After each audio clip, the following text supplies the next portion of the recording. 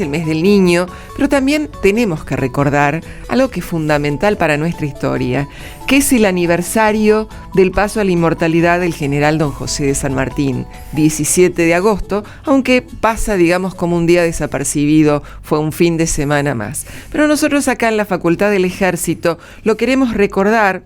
Aparte, estamos haciendo la grabación de este programa hoy, 20 de agosto, el Día del Servicio Histórico, y ¿quién mejor que el coronel Gastón Federico Marmonti, que es director de Asuntos Históricos del Ejército? Gracias, coronel, por visitarnos. Gracias, Liliana, por invitarnos y te agradezco. Es un honor para nosotros estar justo hablando del general San Martín, aunque sea un 20. Pero bueno, también recordando la creación del servicio histórico y, como dije también hace un rato, un día como hoy, también a la tarde, partía la flota de Valparaíso con el Ejército Libertador del Perú también. Así que un día importante siempre. Y hoy vamos a hablar de San Martín, pero ¿cómo San Martín se fue preparando para llegar a ser quién fue, quién es en realidad? Un poco la educación que tuvo San Martín. Sabemos que nació acá en la Argentina, correntino de ley, pero se fue con sus padres desde muy chiquitito a España. Y allí comenzó todo. Así es. San Martín San Martín es hijo de un militar, pero también agricultor español, de la región de Castilla, que se conocía con Gregoria Matorras, también de Castilla, pero finalmente se casan acá. Y tienen 5 hijos. San Martín es el quinto de los 5 hijos. José Francisco de San Martín, siempre me gusta decirle José de San Martín porque así firmaba sus documentos, ¿no? Aparece Joseph también por otros lugares. San Martín entonces, Liliana, llega a España con 6 años. Está en Cádiz y bueno, lamentablemente el padre, capitán asimilado al ejército español, no logra tener eco para hacer subsistir a su familia. En un momento dado, incluso hasta el matrimonio piensa en que el capitán San Martín vuelva al virreinato del Río de la Plata y que quede la familia con los 5 hijos acá. Finalmente Carlos IV se aviene a firmar el documento en el cual lo ratifican como capitán. Juan de San Martín fundamentaba su ascenso a teniente coronel, pero bueno, lo retienen como capitán, pero le mantienen un sueldo y así marcha a Málaga a hacerse cargo de un cuartel. Sus 2 hijos, Tadeo y Rufino, entran como cadetes en el regimiento de infantería de Soria y San Martín en el regimiento de infantería de Murcia. Tenemos que tomar en cuenta que cuando hablamos de cadetes eran muy chiquitos, eran niños realmente. Así es. Ahora, digamos, se habla quizás de los niños soldados y demás, pero en aquella época era lo más común que los chicos desde muy temprana edad entraran en las filas del ejército, por una cuestión de necesidad del país que los albergaba, de preparación, también por una cuestión económica de las familias. Creo que en este sería uno de esos casos quizás, ¿no? Claro, justamente en esa época, para acceder al ejército español como oficial, y estamos hablando de una época complicada para la familia San Martín, porque hay 2 cuestiones que van a asignar la vida, llamémosle, la educación de San Martín en España, que es justamente el advenimiento de Carlos IV y la Revolución Francesa. San Martín ingresa en 1789 a los 11 años al regimiento de Murcia, en plena efervescencia de la Revolución Francesa, donde las ideas de libertad, igualdad y fraternidad son exportadas por Francia hacia España, justamente porque es Borbón, y justamente los españoles le resisten.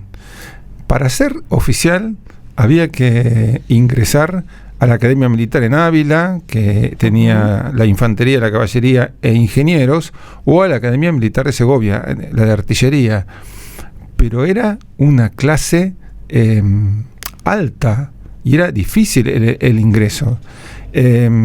O sea, para ser oficial tenían que tener orígenes sociales y después perspectiva de hacer carrera. Claro.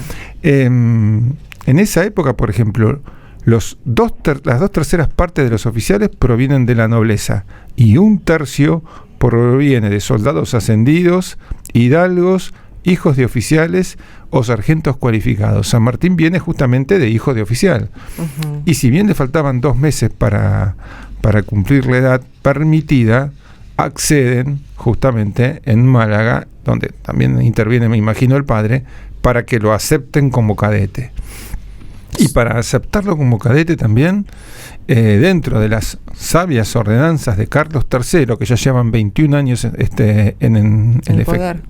efectividad, uh-huh.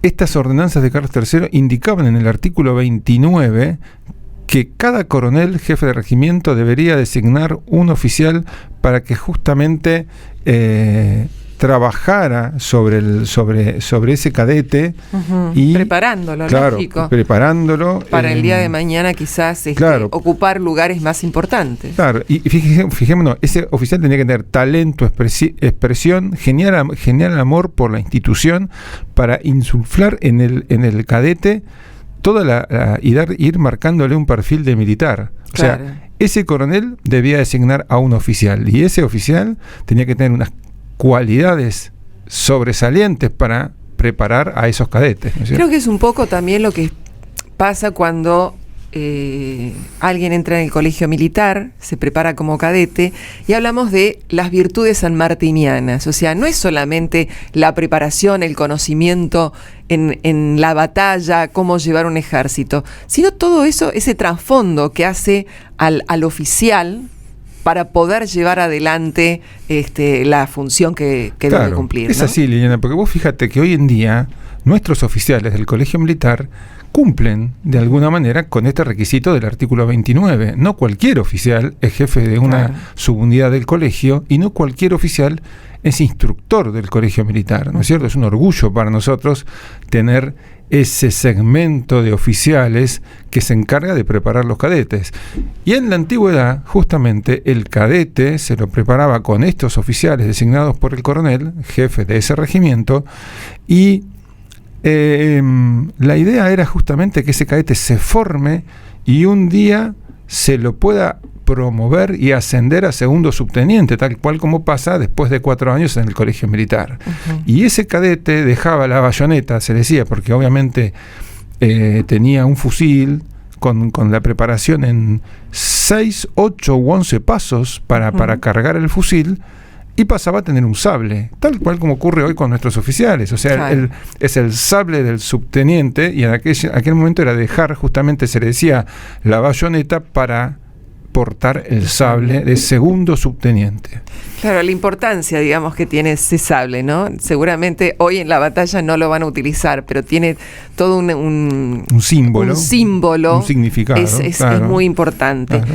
Después tenemos que tomar en cuenta, San Martín se prepara en el ejército español. Luchó contra los franceses.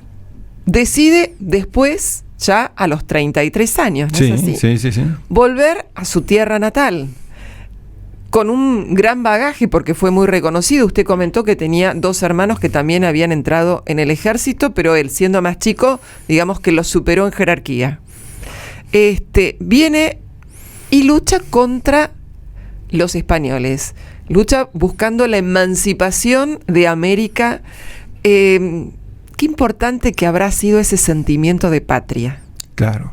Pues fíjate, Liliana, que cómo ha influido también en San Martín sus últimos destinos en Cádiz. Uh-huh. Porque Cádiz es un puerto cosmopolita donde afluyen muchas ideas de la Revolución Francesa, inyectadas por los ingleses y con un abanico de ideas y de publicaciones, libros, revistas que lo van nutriendo a San Martín. Y ahí también es donde se producen las primeras reuniones con gente que comparte sus mismas ideas. O sea, si San Martín tiene un fuego en un momento dado de su vida por la libertad y por la emancipación, como bien vos decís, él se empieza a reunir con gente que piensa igual que él, ¿no es uh-huh. cierto? A los 33 años.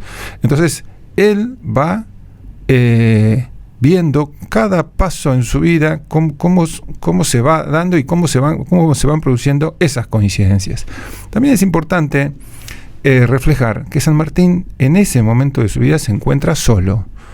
Sus hermanos se encuentran, ya son oficiales en regimientos españoles, ambos cercados por el ejército francés. Uh-huh. Su madre se encuentra en Madrid, o sea, obviamente ya en una España ocupada, llamémosle.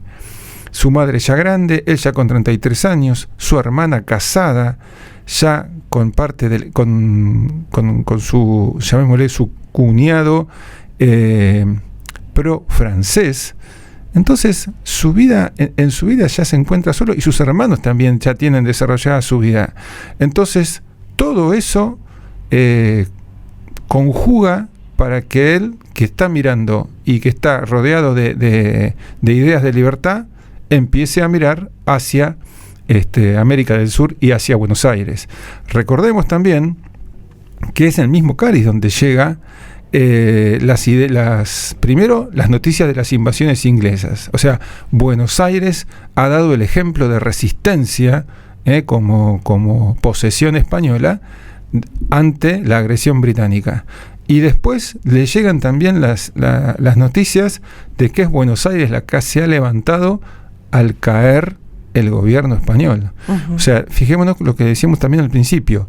La caída de Carlos IV, la caída de Carlos IV, la farsa de Bayona, el Fernando VII, la negociación interna que hace Fernando VII para buscar una amistad, mejor dicho, una esposa francesa, pariente de Napoleón. O sea, el sistema gubernativo español es decadente y está avanzando, obviamente, la Revolución Francesa sobre España. Uh-huh. San Martín, obviamente, ha absorbido ese liberalismo y es liberal y piensa como tal, pero dice, ya poco le queda por hacer, y sí le queda mucho por hacer en el pueblo o en la patria o en la tierra donde lo vio nacer. Hacemos una pausa y seguimos. Seguimos charlando con el coronel Marmonti y bueno, San Martín decidió volver a su patria con muchas ideas, una muy buena educación tomadas del ejército español, de lo que veían los franceses, quizás también de los ingleses, viendo las ideas de libertad y viendo que su patria estaba tratando de emanciparse y él dijo, yo tengo que estar ahí. Así es. San Martín llega, se presenta acá en Buenos Aires y propone la creación de un regimiento de caballería.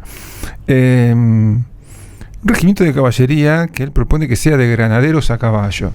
Hemos leído hace poco un libro que me recomendó el general Soria, el antiguo presidente del Instituto Sanmartiniano, que se llama Las Memorias de Marbot. Uh-huh. Es un libro realmente excepcional, que lo recomiendo a los que nos gusta la historia, donde uno monta a caballo con un ayudante del ejército francés y pasa por España y Portugal, termina en Austria, termina por Rusia, creo que desmonta una o dos veces.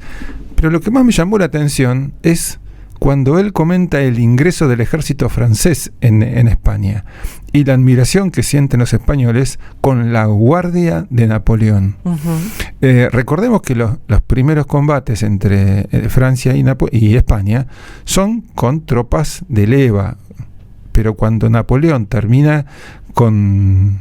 Aclaremos que es de leva porque no todo el público sabe. De leva sería la población, digamos, que no tiene formación militar, ¿no? Una recluta muy local, claro.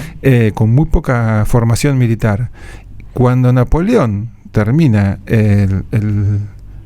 la ocupación de Alemania, Austria, uh-huh, entra a España con las mejores tropas. Uh-huh. Para asegurar justamente España y para justamente asegurar la conquista de Portugal y continuar manteniendo aislada a Inglaterra. Entonces, siempre destaco eso. O sea, los españoles dentro de los desfiles del ejército francés destacan a la guardia, y dentro de la guardia hay unidades de infantería y caballería. San Martín, que a su vez también, es bueno recordar, Liliana, ha sido granadero, ha integrado la 4ª compañía de granaderos del 2º batallón del regimiento de Murcia, propone la creación de un regimiento de granaderos a caballo, ya sin el uso de las granadas, pero sí con el porte francés y con las tácticas francesas de la época, obviamente. Bueno, así se crea entonces el 16 de marzo y empieza la creación del primer escuadrón. ¿No? Ahora, las ideas de libertad de San Martín no se ceñían solamente a lo que hoy conocemos como Argentina, sino era una idea de emancipación de toda América. Así es que marchó a Chile, a Perú. Así es, sí.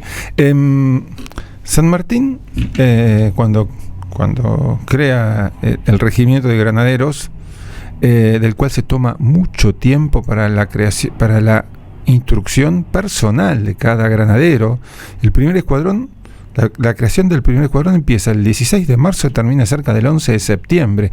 Incluso el triunvirato le hace ver en una nota como que está tomando demasiado tiempo para la creación. Bueno, es que justamente esos granaderos a caballo van a ser el orgullo de él, y ellos van a ser y él va a ser el orgullo de los granaderos. O sea, los granaderos, por ejemplo, del primer escuadrón, del segundo escuadrón, y incluso hasta el tercero de fin de año de 1812, toda su vida, hasta en Perú, van a decir: yo fui instruido, el orgullo de ser, yo fui instruido personalmente por San Martín. O sea, yo sí, vos no. Claro. Una soberbia, una sana soberbia, de los cual a ese granadero, a ese suboficial o al oficial, lo ponía, él mismo se ponía por delante de cualquier par. Claro, la importancia, militar. La calidad de quien lo había preparado. Claro. Entonces, contestándote la pregunta, San Martín con los granaderos a caballo tiene su bautismo de fuego en San Lorenzo, pero unos meses después le ordenan que concurra a hacerse cargo del ejército del norte, que viene de la derrota de Vilcapugio y Ayohuma, a reemplazar a Belgrano, a relevar a Belgrano. San Martín se da cuenta entonces a partir de ahí que era inviable el camino del norte. O sea, San Martín, uniéndolo con la parte educativa, ¿cuál es el legado de San Martín? San Martín nos fija los límites de las provincias unidas nuestras. O sea, si vamos, por ejemplo, al año 1818, ha caído Montevideo. O sea, tenemos el Río de la Plata libre. En el sector del litoral, digamos que Portugal, si bien ha conquistado la banda oriental, pero no ha avanzado más. El norte está defendido por Güemes y otras fracciones más del ejército regular. Y Chile en 1818 es independiente por San Martín después de Maipú. O sea, Buenos Aires ya piensa distinto y puede descansar distinto porque los límites están asegurados. Claro. Por eso que justamente una nación, cuando ya se siente segura, empiezan los conflictos internos para ver qué tipo de gobierno queremos de esa nación.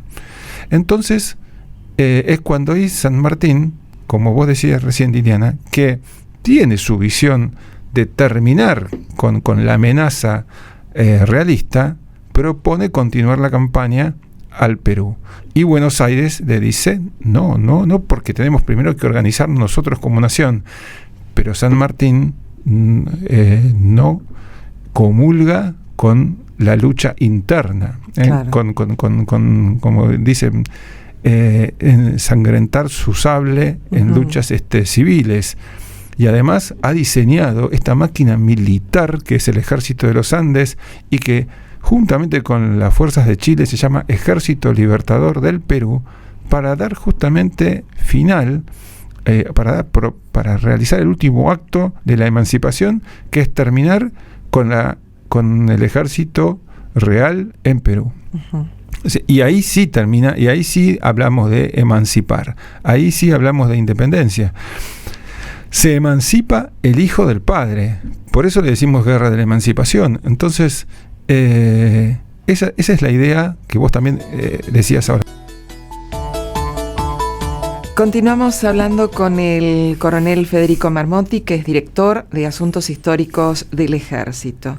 Usted, coronel, es oficial del Estado Mayor, egresado de la Escuela Superior de Guerra, creada muchos años después por Luis María Campos.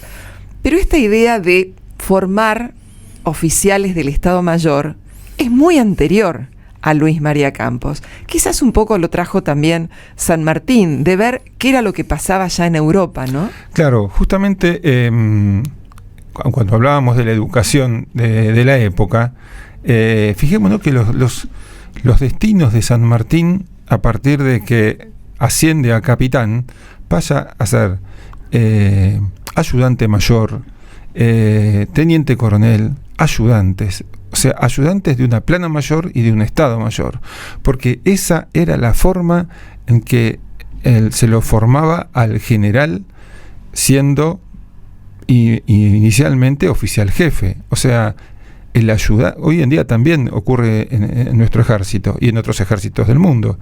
El ayudante de campo, el ayudante de un general, es aquel oficial que estamos preparándolo para ser general. Al ser ayudante de un general, ese hombre está capitalizando las resoluciones que hace o que desarrolla un general. Y en esa época era la mejor también forma de que ese general, como decimos en la escuela de guerra, esa formación de ese cardenal para papa, ¿no es cierto? O sea, esa formación de oficiales de Estado Mayor se daba de esa manera. Recordemos que en la época de San Martín, de teniente coronel, de capitán, teniente coronel San Martín, no había reglamentos de conducción alta, de nivel estratégico, estrategia militar, o el nivel operacional, no existían. Entonces, la batalla, si bien se leía de la historia, ¿no es cierto? Y se leía justamente de la historia que se estaba produciendo en ese momento, claro, con Napoleón al lado, se tenía que servir de las épocas antiguas, ¿no es cierto?, de la batalla. Pero se aprendía muchísimo en los estados mayores. Por el lado de General San Martín, le toca, luego de pasar a ser capitán del regimiento de Borbón, ser absorbido por el marqués de Coupigny, del cual entran en una amistad importante, y Coupigny lo va llevando, se hace cargo de distintos ejércitos y termina combatiendo con España y Gran Bretaña en Portugal, ¿no es cierto?, contra las fuerzas del general Massena, francés. Y bueno, y tiene oportunidad de estar próximo al Estado Mayor de Wellington. Está en el Estado Mayor o el cuartel general del Ejército de la Izquierda, y el de Wellington muy próximo. Muchos historiadores han subrayado esto. No sabemos en realidad hoy día si Wellington estuvo al lado, mejor dicho, si San Martín estuvo al lado de Wellington. De todas maneras, a Wellington no le ha ido en forma brillante o descollante.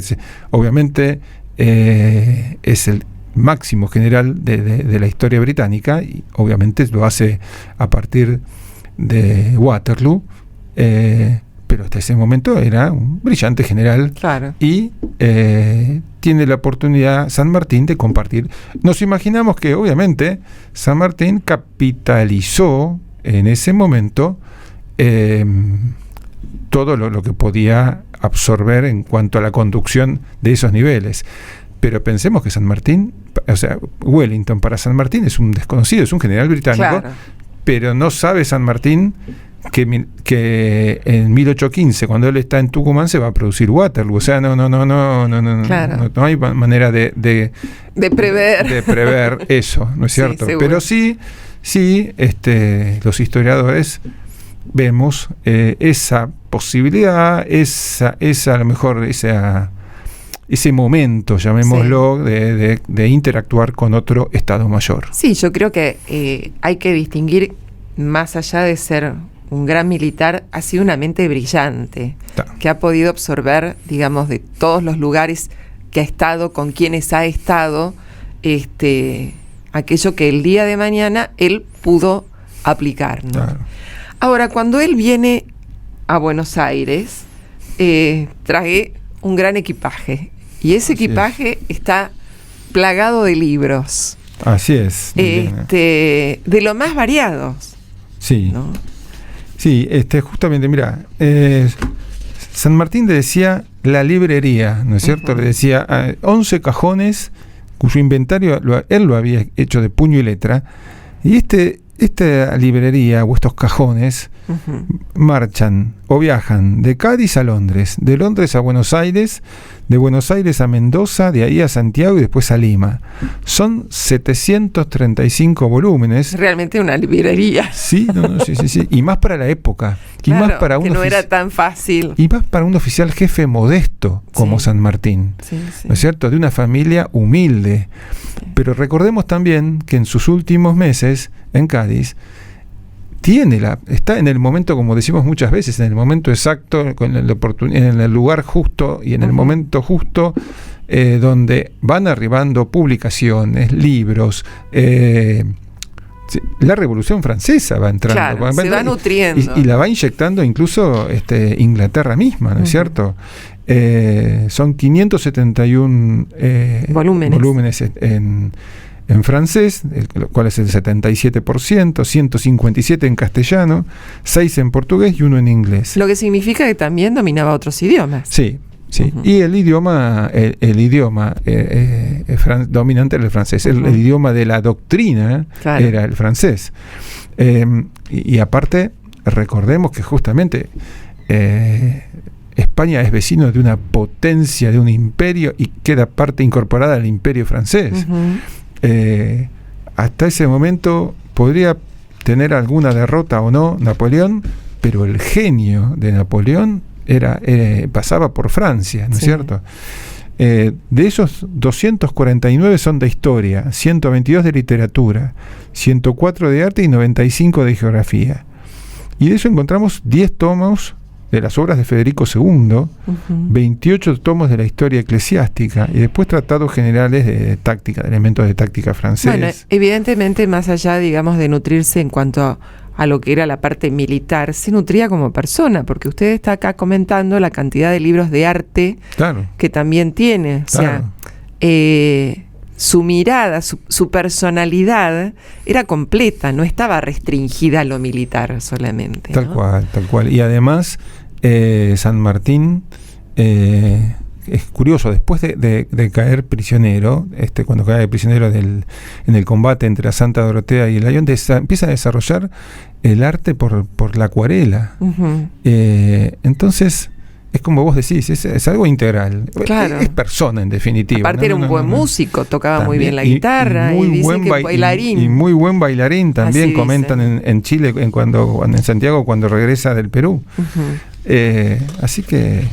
Bueno. Y no olvidemos las máximas que le ha dejado su hija también, ¿no? Exactamente. Bueno, la verdad que ha sido muy interesante ver esta faceta de San Martín, cómo se fue cultivando, cómo se fue preparando para llegar a ser quien es, ¿sí? Pero, coronel, ya que está acá, quiero aprovechar, usted, como dijimos, es director de Asuntos Históricos del Ejército. Una de sus sedes es el Museo Histórico de Ciudadela.